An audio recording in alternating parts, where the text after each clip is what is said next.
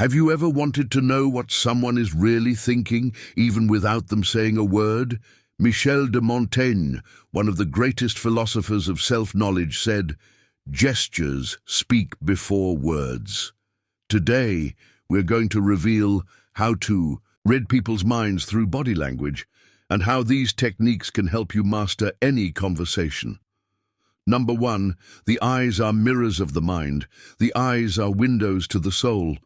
An idea as old as it is powerful. Michel de Montaigne already observed that a person's gaze carries emotions that don't always reach the mouth. If you want to start reading someone's mind, start with their eyes.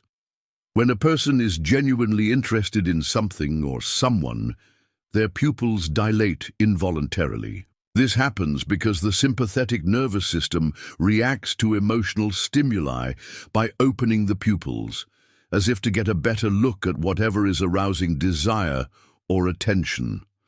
Constricted pupils, on the other hand, can indicate distrust, anger, or even contempt. Eye movement also reveals hidden secrets.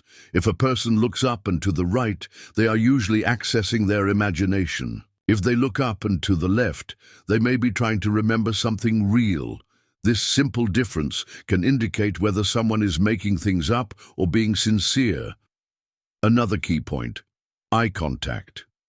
Too much eye contact can be an attempt at control or domination, almost like a challenge. Too little eye contact can reveal shame, lying, or emotional escape. People who repeatedly look away may be hiding their intentions or feeling uncomfortable. A steady but natural gaze tends to come from someone who feels secure and is being honest. Observing eye blinking is also revealing. Excessive blinking is a sign of stress, nervousness, or lying. Blinking too little may indicate extreme concentration, or even emotional coldness. In short, if you want to read someone's mind without them saying a word, look them in the eyes, because, as Montaigne said, the truth lives there even before the mouth opens. Number 2, hands never lie. While the face can be trained to smile, hands are impulsive and therefore tell the truth. Michel de Montaigne already suggested that small, almost imperceptible gestures reveal what is most intimate in human beings. Hands, contrary to what many people think, speak all the time. When someone is comfortable and open to conversation, they tend to show their palms, making it clear that they have nothing to hide. Closed, crossed, or hidden hands can reveal defensiveness, insecurity, or even hostility. Touching the face while speaking, especially the nose, lips, or neck, is a classic gesture associated with lying or discomfort. It is the body trying to protect or calm itself in moments of tension. Another powerful indicator is repetitive and unconscious gestures. Biting your nails, cracking your knuckles, or rubbing your hands together can show anxiety or impatience. When a person is confident, their gestures are broad, firm, and controlled.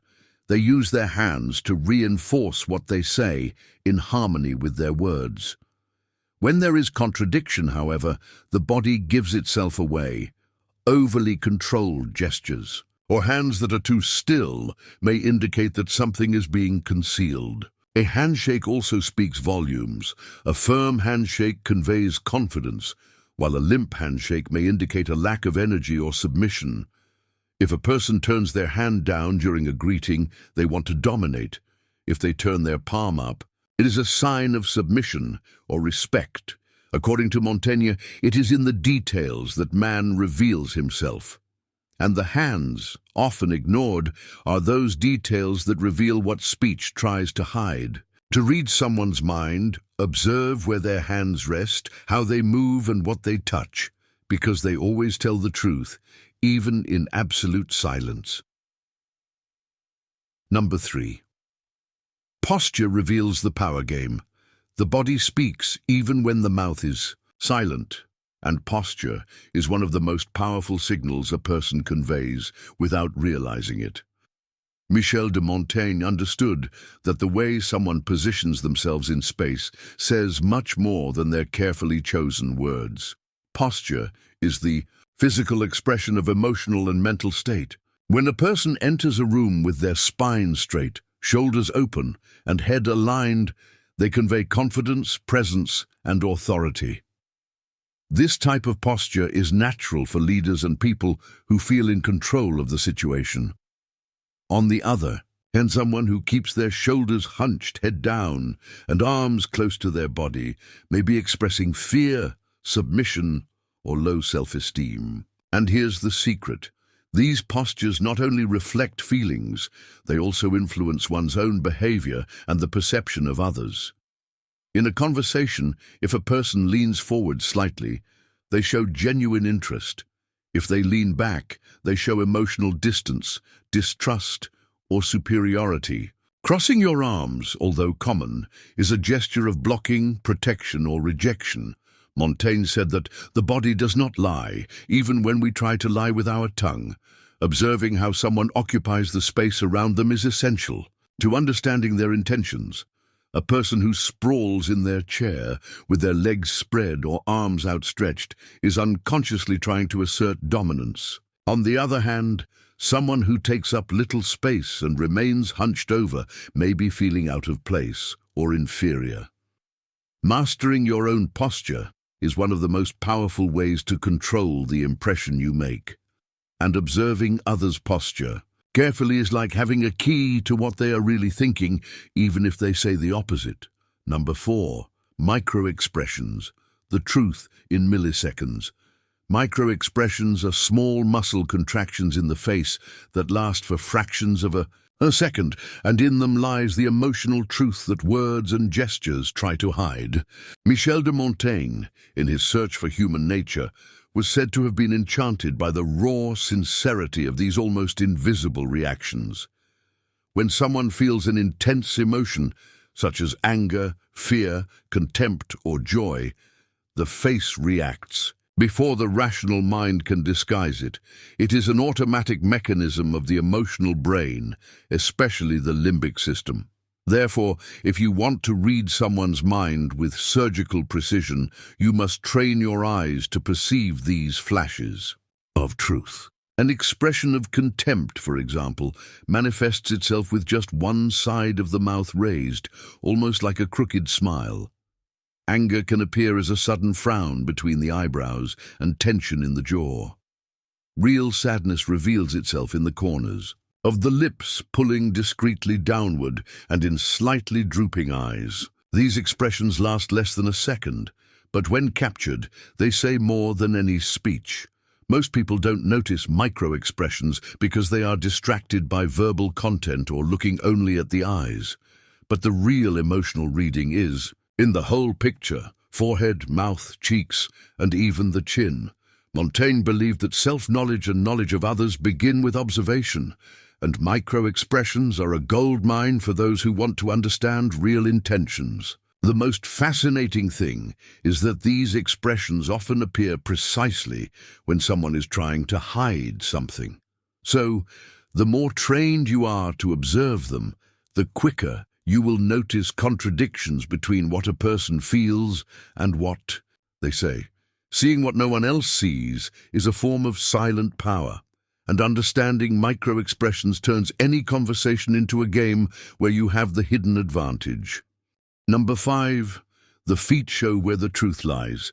The feet are the most ignored part of body language, and paradoxically, one of the most sincere. Michel de Montaigne would certainly have reflected on how even the most simple limbs of the body carry deep intentions. Because they are out of sight, feet are not as controlled as hand gestures or facial expressions. So if you want to know how someone really feels, look at where their feet are pointing. In a conversation, when a person is interested, their feet point directly at the other person as if their whole body wants to move closer. However, if their feet are turned toward the door or in another direction, even if their torso and face are facing you, this indicates an unconscious desire to leave or end the interaction. It is as if the body has already made a decision that The mind has not yet verbalized. Another important detail, the movement of the feet in moments of anxiety or discomfort. Feet that move constantly, swing in the air, or tap the floor repetitively reveal tension, impatience, or a desire to escape. When someone is trying to hide emotions, their feet often give away what their mouth disguises. Even the way a person walks can reveal their emotional state. Firm, rhythmic steps indicate confidence and clarity, while hesitant or shuffling steps signal doubt, fear, or emotional exhaustion. In encounters, meetings, or even arguments, those who know how to read feet understand when the other person is already pulling away inside, even if they are smiling on the outside. Montaigne said that human behavior is an open book for those who learn to read between the lines, and the feet, often overlooked, are those purest lines. Observing the feet is like observing someone's internal compass. It points silently and honestly to where the truth really wants to go. Number 6.